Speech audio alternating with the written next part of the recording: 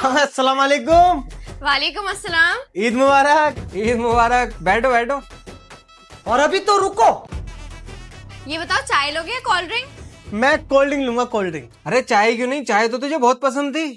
अरे भाई तुम्हें नहीं पता, चाय बेवफा निकली यार। मतलब लो ये देखो। जज साहब, मुझे लग रहा है अब चाय को मेरी कोई फिक्र ही नहीं है।